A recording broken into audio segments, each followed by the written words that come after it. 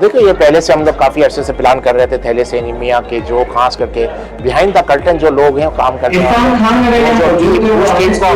उस टीम को हाईलाइट करना। आपने देखा कितने लोग हैं पीछे जो काम कर रहे हैं। तो सेविंग होम की तरफ से हमने पहले से सील्ड अनाउंस की हुई थी और आज हमको मौका मिला तो हमने सबको सील दी है। मेन मकसद यही है कि जो लोग काम कर रहे हैं, जो टीम है, उनको अप्रिशिएट करें, क्योंकि पीछे बिहाइंड द कर्टन तो वही लोग होते हैं। तो आपने देखा कितनी बड़ी टीम है जो पीछे काम कर रही है। कोई भी काम है, कोई सेंटर है, थैलेसीमिया सेंटर का, तो बहुत बड़ी टीम है जो काम कर रही है, उनको हमने एक तरह से इंकरेज की है। तो इस तरह से काम होना चाहिए। दूसरा हमने अनाउंस किया कि जो फ्राइडे आ रहा है हम डिस्काउंट 50% डिस्काउंट पे यानी चिकन के वगैरह के कैंप लगाएंगे और ये पूरा महीना जारी रहेगा।